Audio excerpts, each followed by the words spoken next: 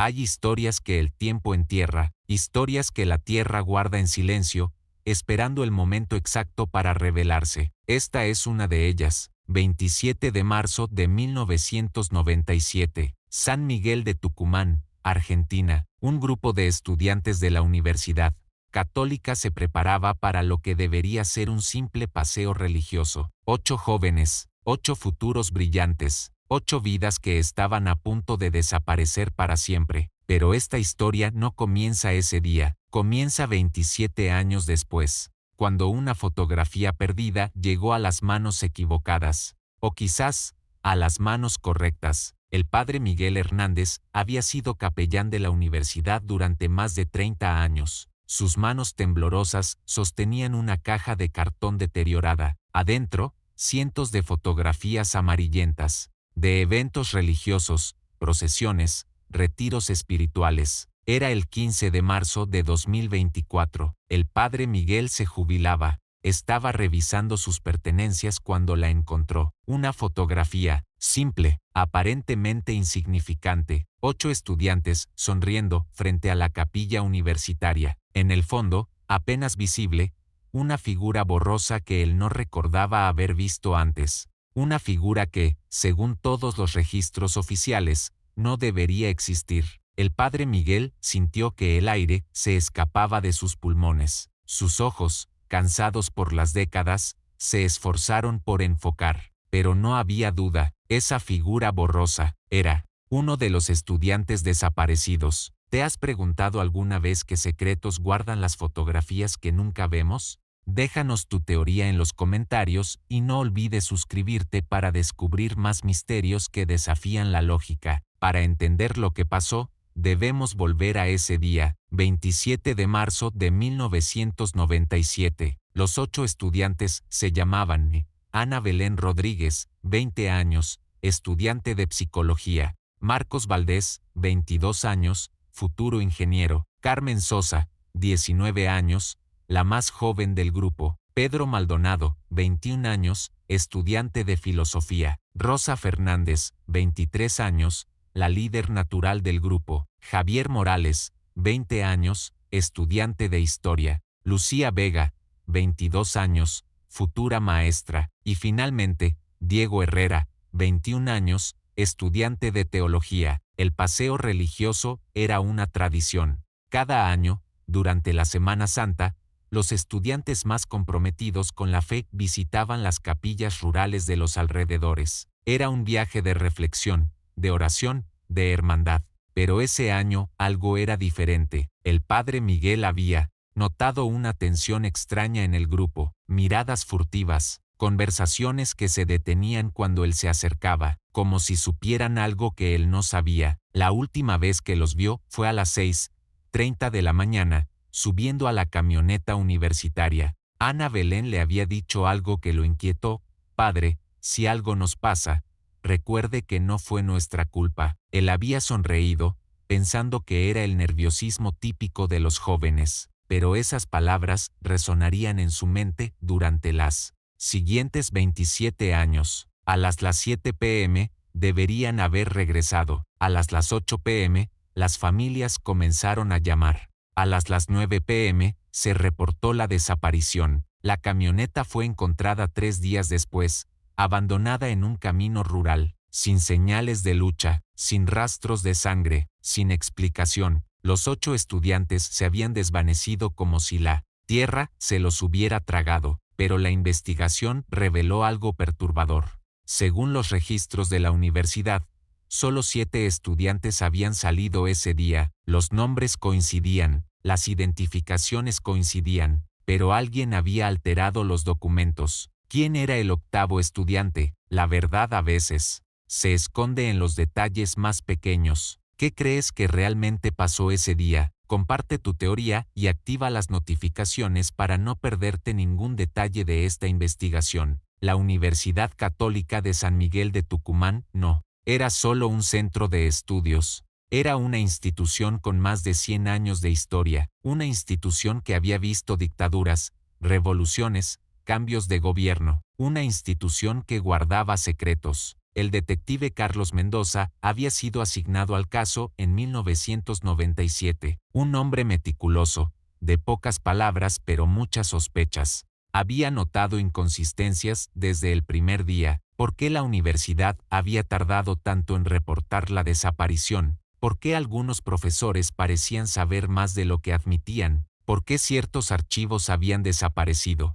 Misteriosamente, Mendoza había seguido cada pista, había interrogado a cada testigo, había revisado cada documento, pero siempre llegaba al mismo callejón sin salida. Era como si alguien hubiera borrado cuidadosamente cada evidencia, alguien con poder, alguien con acceso, alguien que sabía exactamente qué eliminar. El detective había desarrollado una teoría, pero nunca pudo probarla. Creía que los estudiantes habían descubierto algo, algo que los convirtió en una amenaza. Pero, ¿qué podían haber descubierto 8 jóvenes idealistas? La respuesta estaba en los archivos secretos de la universidad, archivos que oficialmente no existían. En 1976, durante la dictadura militar, la Universidad Católica había sido utilizada como centro de detención clandestino. Los sótanos, que oficialmente servían como almacenes, habían sido celdas de tortura. Muchos estudiantes y profesores habían desaparecido durante esos años oscuros. Sus nombres habían sido borrados de los registros. Sus familias habían sido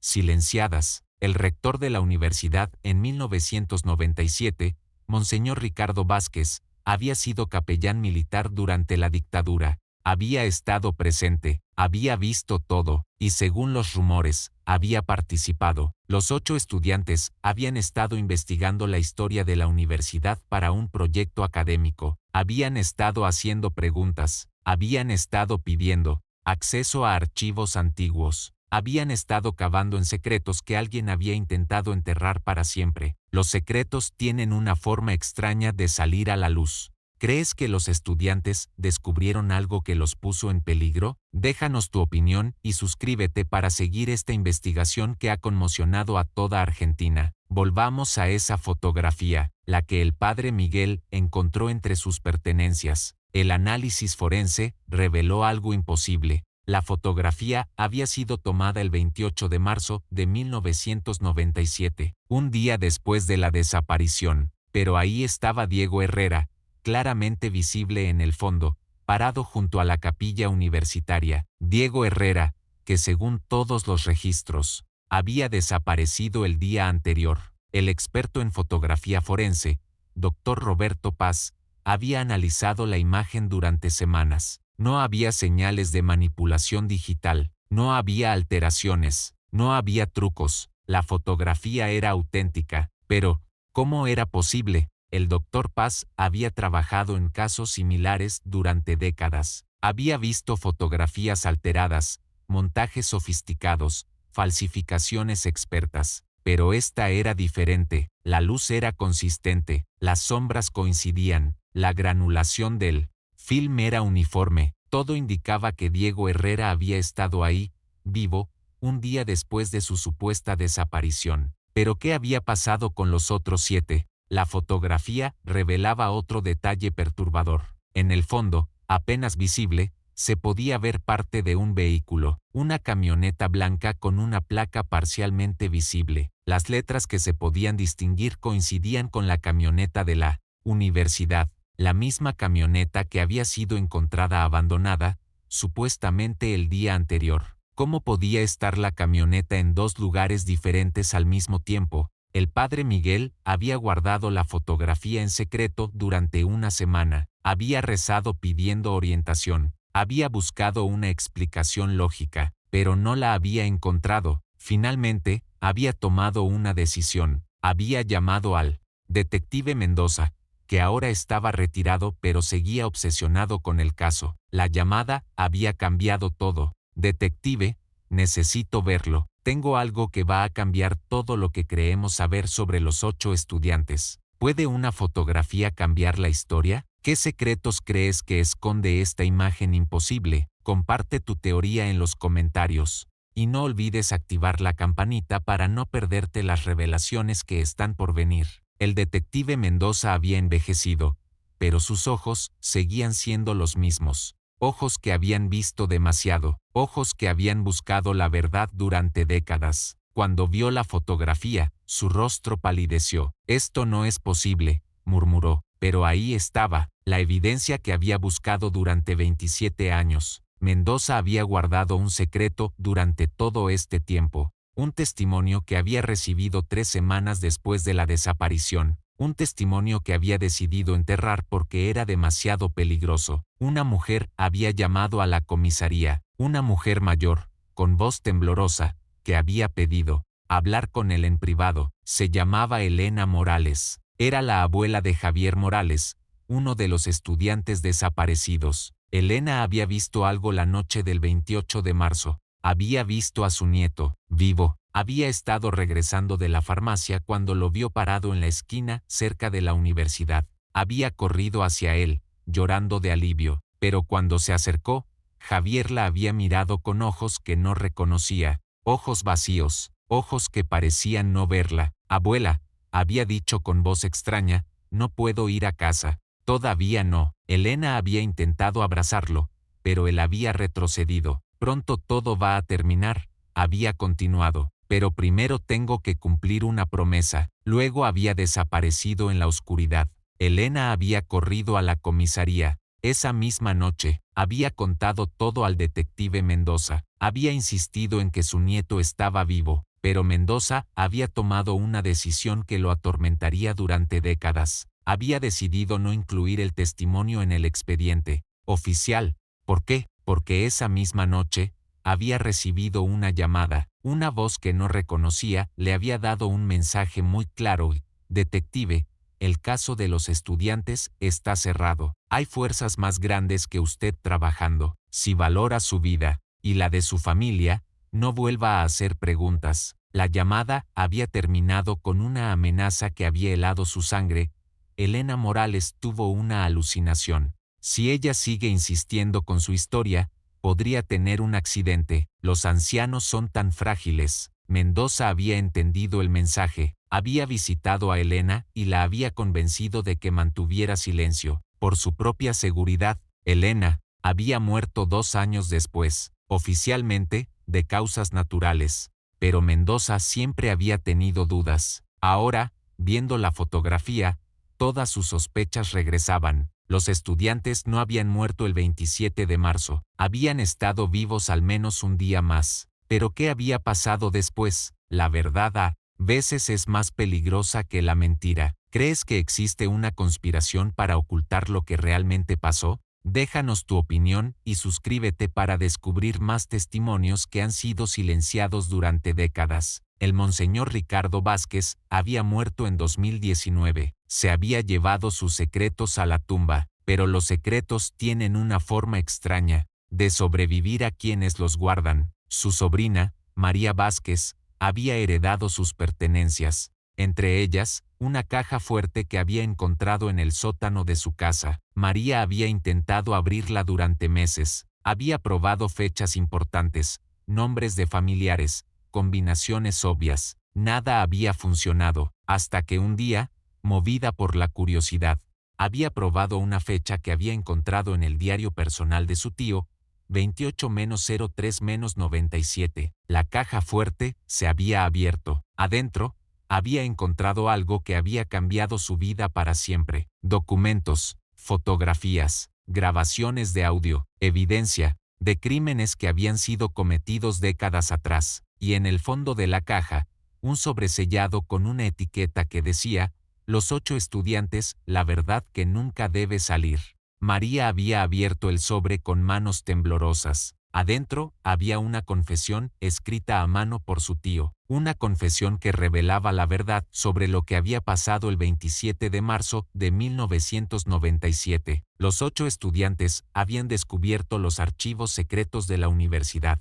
Habían encontrado evidencia de los crímenes cometidos durante la dictadura, habían identificado a los responsables y habían decidido hacerlo público. El Monseñor Vázquez había intentado convencerlos de que se mantuvieran en silencio. Había apelado a su fe, a su lealtad hacia la institución, a su futuro académico, pero los jóvenes habían sido inflexibles. La verdad debe ser conocida, había dicho Ana Belén, la líder del grupo. No podemos ser cómplices del silencio. Vázquez había hecho una llamada esa noche, una llamada que sellaría el destino de los 8 estudiantes. Había contactado a sus antiguos compañeros de la dictadura, hombres que ahora ocupaban posiciones de poder, hombres que tenían tanto que perder como él. La respuesta había sido inmediata y brutal. Eliminen el problema, permanentemente, pero algo había salido mal. El plan había fallado. Según la confesión, los estudiantes habían sido secuestrados el 27 de marzo, habían sido llevados a un lugar secreto, habían sido interrogados durante horas, pero uno de ellos había logrado escapar. Diego Herrera, el estudiante de teología, había aprovechado un momento de distracción para huir. Había corrido hacia la universidad, esperando encontrar ayuda, pero cuando había llegado, había entendido que no había lugar seguro para él. El monseñor Vázquez lo estaba esperando. ¿Puede el pasado alcanzar el presente? ¿Crees que hay crímenes que nunca prescriben? Comparte tu opinión en los comentarios y no olvides suscribirte para conocer el destino final de Diego Herrera. Diego Herrera había crecido en un hogar profundamente religioso. Su padre era diácono, su madre dirigía el coro de la iglesia. Él había decidido estudiar teología porque creía que Dios lo había llamado a servir. Pero esa noche del 27 de marzo, su fe había sido puesta a prueba de la manera más brutal. Según la confesión del monseñor Vázquez, Diego había llegado a la universidad llorando, desesperado, pidiendo ayuda. Monseñor, por favor, tienen a mis amigos, los van a matar, tenemos que llamar a la policía. Pero Vázquez había cerrado la puerta de su oficina y le había dicho la verdad. Diego, no hay policía que pueda ayudarte, hay fuerzas más grandes que tú trabajando, fuerzas que pueden hacer que desaparezcas como si nunca hubieras existido. El joven había entendido la magnitud de la situación, había entendido que estaba completamente solo, pero entonces, Vázquez le había hecho una propuesta. Tienes una opción, Diego. Puedes morir con tus amigos, o puedes vivir con una condición. La condición era simple y terrible. Diego debía desaparecer. Debía cambiar su identidad, abandonar su vida, nunca volver a contactar a su familia. A cambio, sus amigos no serían torturados antes de morir. Era una decisión imposible, pero Diego había sido criado con los valores del sacrificio cristiano. Había sido educado para poner las necesidades de otros antes que las suyas. Había aceptado, pero había puesto una condición propia. Quiero verlos una última vez. Quiero despedirme. Vázquez había aceptado, creyendo que era un capricho inofensivo. De un joven quebrado, habían llevado a Diego al lugar donde tenían a sus amigos. Un almacén abandonado en las afueras de la ciudad. Lo que Diego había visto ahí lo había marcado para siempre. Sus 7 amigos estaban atados, golpeados, aterrorizados. Pero cuando lo vieron, sus ojos se habían iluminado con esperanza. Diego, había gritado Ana Belén, ¿trajiste ayuda? Él había querido gritarles la verdad. Había querido decirles que no había ayuda posible, que iban a morir. Pero había entendido que la verdad los habría destruido. En su lugar, había mentido. Sí, había dicho con voz firme, todo va a estar bien, solo necesito un poco más de tiempo. Había sido su última conversación con sus amigos, su última oportunidad de darles consuelo. Después, había sido llevado de vuelta a la universidad.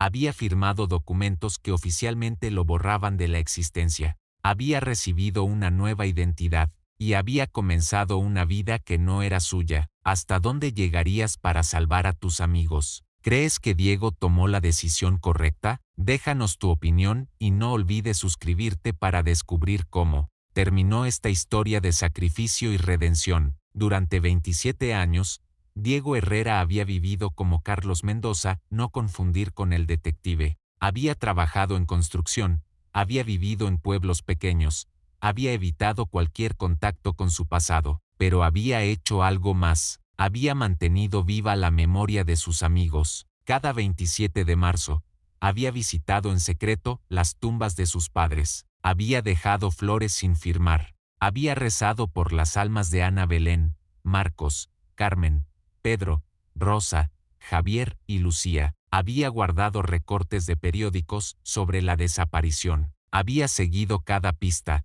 cada teoría, cada desarrollo del caso. Había vivido con la esperanza de que algún día la verdad saldría a la luz. Pero también había vivido con la culpa de haber sobrevivido cuando ellos no lo hicieron. La culpa de haber elegido la vida sobre la muerte. La culpa de haber guardado silencio durante décadas. En 2020, había intentado suicidarse, había tomado una botella de pastillas, había escrito una carta de confesión, había decidido que ya no podía vivir con el peso del silencio, pero algo lo había detenido. Una noticia en el periódico, un artículo sobre el padre Miguel Hernández, que había anunciado su próxima jubilación. Diego había entendido que era una señal, una última oportunidad de hacer lo correcto. Había comenzado a planear su regreso. Durante meses, había estudiado los horarios de la universidad.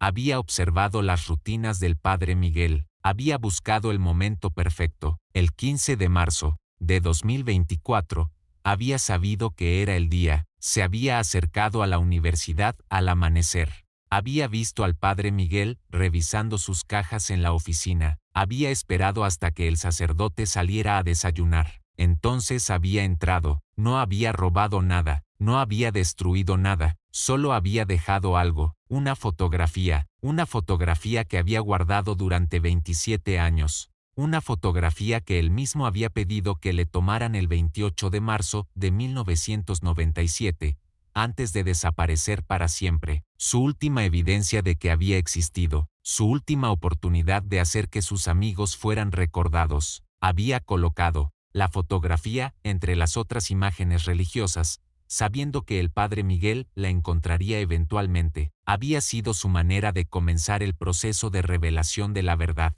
¿Crees que el remordimiento puede ser más fuerte que el instinto de supervivencia? ¿Qué habrías hecho en el lugar de Diego? Comparte tu reflexión y suscríbete para conocer el impacto final de esta revelación. La confesión del Monseñor Vázquez había llegado a manos del fiscal federal Roberto Sánchez en abril de 2024. María Vázquez, la sobrina del Monseñor, había decidido entregarla después de leer sobre el caso renovado en los periódicos. No puedo cargar con los pecados de mi tío, había dicho. Los muertos merecen justicia. El fiscal Sánchez había reabierto el caso inmediatamente. Había ordenado exhumaciones, había revisado evidencias, había interrogado a testigos. Pero la pieza más importante del rompecabezas seguía faltando. Diego Herrera, el detective Mendoza, ahora trabajando como consultor en el caso, había logrado rastrear algunos de sus movimientos. Había encontrado registros de trabajo,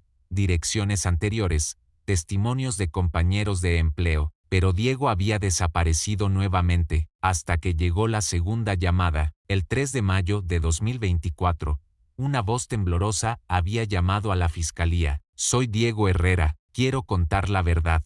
La entrevista había durado 8 horas. Diego había contado todo, los detalles de la desaparición, las condiciones del acuerdo, los nombres de los responsables. Había proporcionado información que solo alguien que había estado ahí podía conocer. Había descrito la ubicación exacta del almacén donde habían sido ejecutados sus amigos. Había dado los nombres de los hombres que habían participado en los crímenes. Había revelado la existencia de otros casos similares durante los años posteriores a la dictadura. Pero lo más importante, había entregado evidencia física. Durante 27 años, había guardado una pequeña libreta que había logrado tomar del almacén. Una libreta que contenía nombres, fechas, direcciones. Una libreta que conectaba los crímenes de 1997 con una red de complicidad que se extendía hasta el presente. Los arrestos habían comenzado inmediatamente. 3 exmilitares,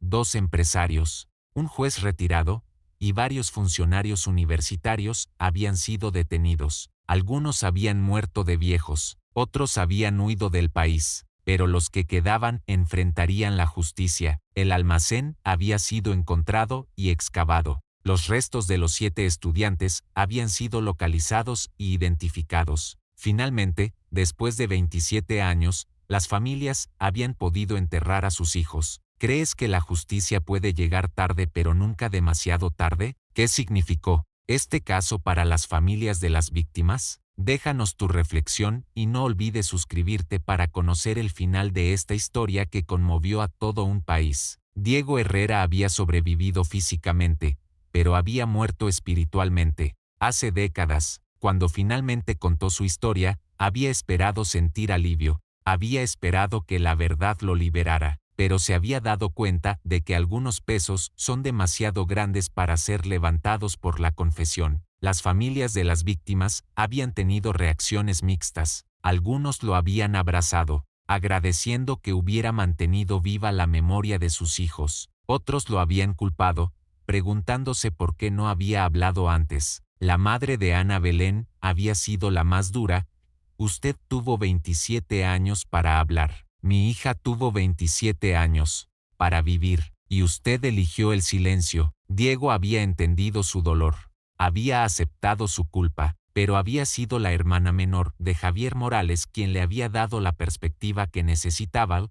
Mi hermano habría hecho lo mismo que usted hizo. Habría elegido salvar a sus amigos del sufrimiento, aunque eso significara cargar con el peso del silencio. El juicio había comenzado en septiembre de 2024. Diego había testificado durante 3 días. Había enfrentado interrogatorios brutales de los abogados defensores. Habían intentado desacreditarlo, habían cuestionado su salud mental, habían sugerido que había inventado todo, pero la evidencia había sido abrumadora. Los documentos, las grabaciones, los restos encontrados, todo confirmaba su testimonio. En diciembre de 2024, las sentencias habían sido dictadas: cadena perpetua para los responsables directos, décadas de prisión para los cómplices. El rector actual de la universidad había pedido perdón público. La institución había establecido un memorial para las víctimas. Pero para Diego,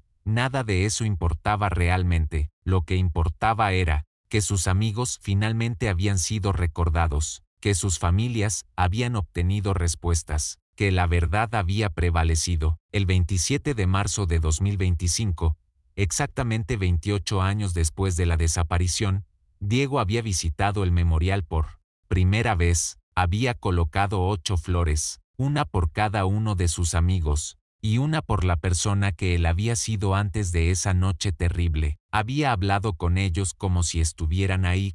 Ana Belén, cumplí mi promesa. El mundo sabe quiénes fueron. Marcos, tu familia sabe que luchaste hasta el final. Carmen, tu madre finalmente pudo despedirse. Pedro, tus escritos sobre la justicia se han publicado. Rosa, el centro de ayuda lleva tu nombre. Javier, tu abuela sabía que estabas vivo. Lucía, los niños que no pudiste enseñar ahora conocen tu historia. Había llorado por primera vez en décadas. Había llorado por los amigos que había perdido, por los años que había perdido, por la vida que nunca había vivido, pero también había llorado de alivio, porque finalmente, después de 28 años, había podido decir adiós. ¿Crees que Diego logró la redención que buscaba? ¿Puede el dolor transformarse en algo significativo? Comparte tu reflexión final y suscríbete para más historias que nos recuerdan que la verdad siempre encuentra una manera de salir a la luz. Las consecuencias del caso se extendieron mucho,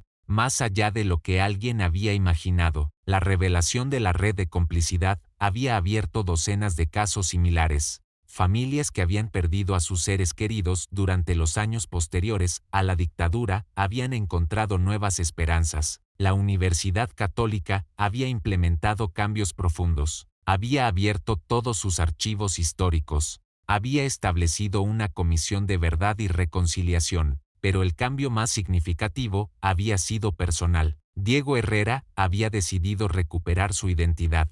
Había comenzado los trámites legales para volver a ser oficialmente quien había sido. Había sido un proceso complejo. Legalmente, Diego Herrera había estado muerto durante 27 años. Resucitarlo en los papeles había requerido una decisión judicial especial, pero el 15 de junio de 2025 había recibido su nueva cédula de identidad. Diego Herrera, nacido el 12 de abril de 1976. Tenía 49 años, había perdido casi 3 décadas de su vida, pero había decidido que no era demasiado tarde para comenzar de nuevo. Había comenzado a estudiar nuevamente. Había retomado sus estudios de teología, interrumpidos hace tantos años. Había decidido que quería ser capellán. Quería ayudar a otras víctimas de la violencia. Quería usar su experiencia para sanar el dolor de otros. Su tesis había sido aprobada en noviembre de 2025. El título,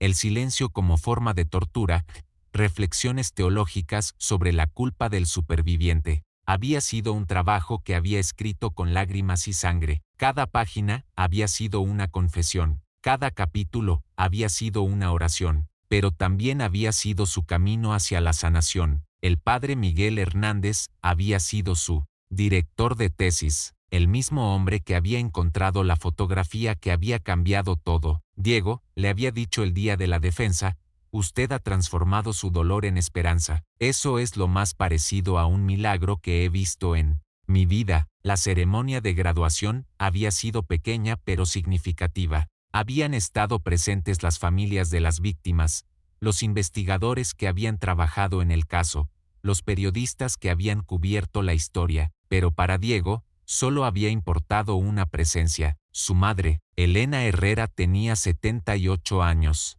Había envejecido, esperando el regreso de su hijo. Había mantenido su habitación intacta durante 28 años. Había rezado todas las noches por su alma. Cuando Diego había decidido revelar su identidad, había sido la llamada más difícil de su vida. Mamá, había dicho con voz quebrada, soy Diego, estoy vivo. El silencio del otro lado había durado una eternidad. Luego había escuchado el llanto más profundo que había oído en su vida. Un llanto que contenía 28 años de dolor, esperanza, desesperación y amor. Hijo mío, había susurrado finalmente, sabía que volverías. Una madre siempre sabe. ¿Puede el amor de una madre sobrevivir a décadas de ausencia? ¿Crees que hay heridas que solo el tiempo puede sanar? Comparte tu reflexión y suscríbete para conocer el final de esta historia que nos enseña sobre la fuerza del perdón. Diego había vuelto a vivir con su madre, no por necesidad,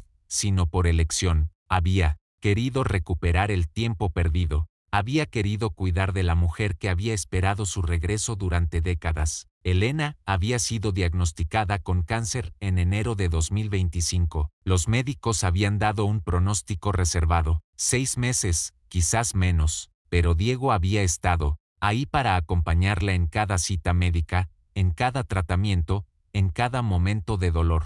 Había sido su manera de compensar los 28 años de ausencia. Hijo, le había dicho Elena una noche, no me debes nada, tú hiciste lo que tenías que hacer. Salvaste a tus amigos del sufrimiento. Eso es lo que yo te habría enseñado a hacer. Pero Diego había sabido que si le debía algo, le debía honestidad. Una noche de marzo, había decidido contarle toda la verdad. No solo los hechos que habían salido en los periódicos, sino todo. Sus miedos, sus dudas, su culpa, su dolor. Elena había escuchado en silencio, sosteniendo su mano. Cuando terminó, ella había dicho algo que cambió su perspectiva para siempre. Diego, tú no sobreviviste. Tú fuiste elegido para ser el testigo. Dios te mantuvo vivo para que la verdad fuera conocida. Todo este sufrimiento tenía un propósito. Había sido la primera vez que Diego había considerado su supervivencia como algo más que suerte o cobardía. Elena había muerto el 15 de mayo de 2025. Había sido una muerte tranquila, rodeada de amor. En su funeral, Diego había hablado por primera vez en público sobre su experiencia. Mi madre me enseñó que el perdón no es olvidar el dolor, sino transformarlo en algo útil. Ella me perdonó por haberla hecho sufrir durante 28 años. Ahora yo tengo que perdonarme a mí mismo. Había sido el comienzo de su ministerio real. Después del funeral, había comenzado a recibir cartas, cientos de cartas de familias que habían perdido a sus seres queridos durante la dictadura y los años posteriores. Todas pedían lo mismo, ayuda para encontrar la paz.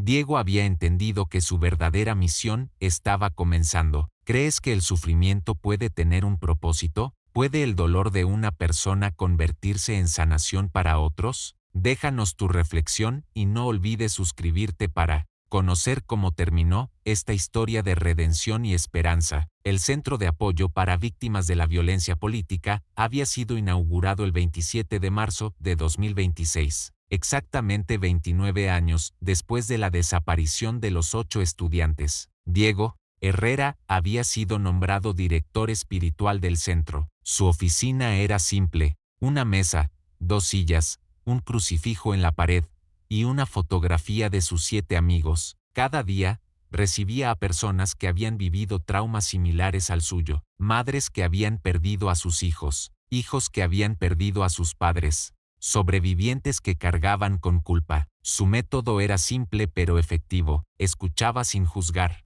compartía sin imponer, sanaba sin prometer milagros. María Sánchez había sido una de sus primeras pacientes. Había perdido a su esposo durante una manifestación en 1979. Había pasado décadas culpándose por no haber podido salvarlo. Padre Diego le había dicho en su primera sesión: ¿cómo puedo perdonarme por seguir viva cuando él está muerto? Diego había reconocido el dolor inmediatamente. Era el mismo dolor que había cargado durante 28 años. María le había respondido: el hecho de que usted esté viva no es una traición a su memoria, es una responsabilidad. Usted debe vivir no solo por usted, sino por él también. Había sido el comienzo de un proceso de sanación que había durado meses. María había aprendido a transformar su culpa en acción. Había comenzado a trabajar como voluntaria en el centro. Había ayudado a otras viudas a encontrar la paz. Había sido solo uno de cientos de casos similares. El centro había crecido rápidamente, había abierto sucursales en otras ciudades, había desarrollado programas de apoyo psicológico,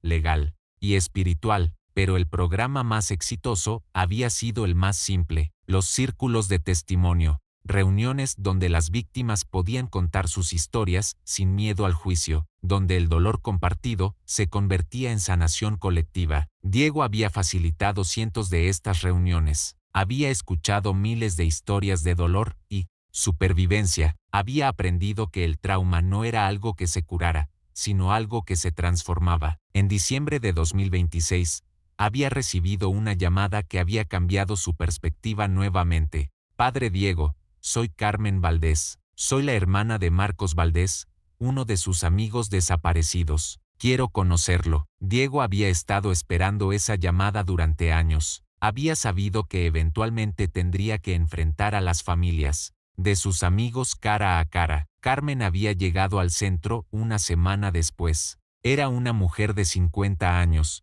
con los ojos de su hermano, pero marcada por décadas de dolor.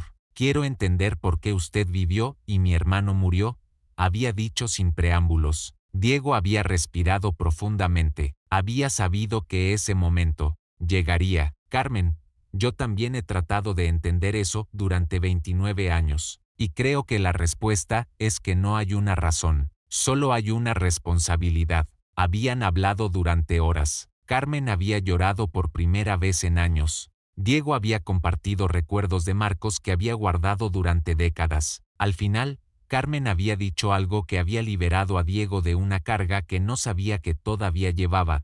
Padre Diego, mi hermano habría estado orgulloso de lo que usted ha hecho con su vida. Habría estado orgulloso de saber que su muerte ayudó a salvar a otros. ¿Crees que el testimonio puede convertirse en sanación? ¿Puede el dolor de una persona ayudar a sanar el dolor de otros? Comparte tu reflexión y suscríbete para conocer el final de esta historia que nos enseña sobre la transformación del sufrimiento. El 27 de marzo de 2027, 30 años después de la desaparición, se había inaugurado el Memorial de los 8 estudiantes en la Universidad Católica. Era un lugar simple pero poderoso. 8 árboles plantados en círculo, con una placa de bronce que contenía los nombres de las víctimas y sus fotografías. En el centro, un banco de piedra con una inscripción: la verdad nos hace libres, aunque nos haga sufrir.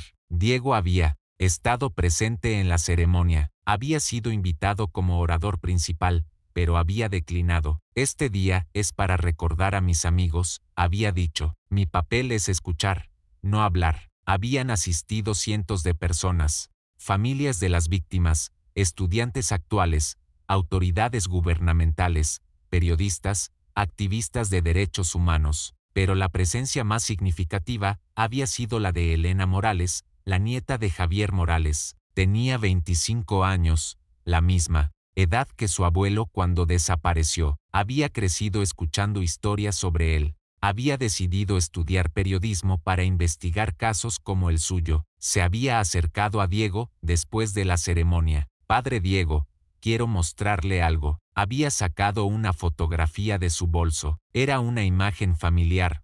Los 8 estudiantes, sonriendo frente a la capilla universitaria. Pero esta fotografía era diferente. Estaba completa. La encontré en las pertenencias de mi bisabuela, había explicado Elena. Ella había guardado el original todos estos años. La fotografía que usted dejó para el padre Miguel era solo una copia parcial. Diego había mirado la imagen con asombro. Ahí estaban todos, sus 7 amigos y él, jóvenes, sonrientes, llenos de esperanza. Era la última fotografía que se habían tomado juntos. Quiero que la tenga, había dicho Elena. Creo que le pertenece a usted. Diego había tomado la fotografía con manos temblorosas. Había sido como recibir un regalo de sus amigos desde el más allá. Gracias, había susurrado. Gracias por permitirme recordar cómo éramos antes de que todo cambiara. Esa noche, Diego había colocado la fotografía en su oficina, junto a la imagen parcial que había iniciado todo. Había sido un círculo que finalmente se cerraba. ¿Crees que las fotografías pueden guardar más que recuerdos? ¿Pueden conservar el alma de las personas? Déjanos tu reflexión y no olvides suscribirte para conocer el capítulo final de esta historia que ha tocado millones de corazones. Han pasado 5 años desde que la fotografía cambió todo. 5 años desde que Diego Herrera decidió romper el silencio que había guardado durante casi 3 décadas. El Centro de Apoyo para Víctimas de la Violencia Política ahora atiende a más de 1000 personas al año. Ha ayudado a resolver docenas de casos similares. Ha devuelto la paz a cientos de familias. Pero el legado más importante no ha sido institucional, ha sido personal. Diego Herrera, ahora de 54 años, ha encontrado algo que creía haber perdido. Para siempre, la capacidad de ser feliz. No es una felicidad perfecta. Todavía hay días en que el peso del pasado lo abruma. Todavía hay noches en que sueña con sus amigos desaparecidos. Pero ha aprendido a vivir con el dolor sin ser destruido por él. Su vida actual es simple pero plena. Se levanta cada día a las 6 am. Reza por sus amigos. Desayuna mirando la fotografía que Elena Morales le regaló. Trabaja en el centro hasta las 6:00 p.m. Visita el memorial una vez por semana. Y cada noche, antes de dormir, les dice a sus amigos: mañana seguiré honrando su memoria. El impacto de su historia ha trascendido las fronteras de Argentina. Ha recibido invitaciones para hablar en conferencias internacionales sobre derechos humanos. Ha sido consultado por comisiones de verdad en otros países. Su testimonio ha inspirado cambios legislativos. Ha contribuido a fortalecer los mecanismos de protección para víctimas de violencia política. Pero Diego nunca ha perdido de vista el aspecto más importante de su misión, la sanación individual. En su último informe anual, escribió: he aprendido que la verdad no siempre trae paz inmediata, a veces trae más dolor antes de traer sanación. Pero he aprendido también que la verdad es lo único que puede liberarnos del peso del silencio. Mis amigos murieron por defender la verdad. Yo viví para contarla. Ambos cumplimos con nuestro deber.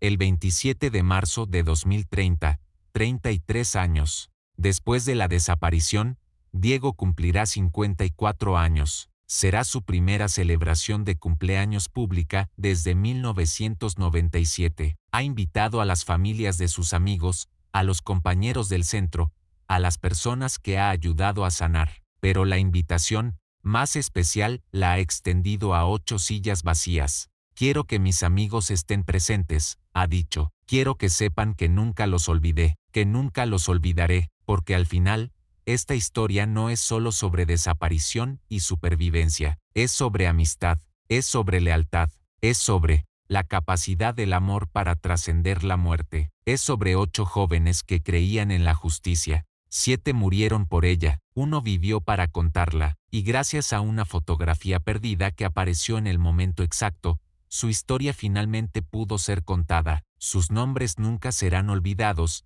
Ana Belén Rodríguez, Marcos Valdés, Carmen Sosa, Pedro Maldonado, Rosa Fernández, Javier Morales, Lucía Vega y Diego Herrera, el testigo que mantuvo viva su memoria. La verdad, después de todo, los hizo libres. Esta historia nos enseña que la verdad siempre encuentra una manera de salir a la luz, sin importar cuánto tiempo pase, que el amor puede sobrevivir a la muerte, que el dolor puede transformarse en sanación. ¿Qué reflexión te deja esta historia? ¿Crees que hay verdades en tu propia vida que necesitan ser contadas? Comparte tu reflexión en los comentarios. Suscríbete para más historias que nos recuerdan la importancia de la verdad y la justicia. Y recuerda, cada historia que compartimos honra la memoria de quienes ya no pueden contar la suya.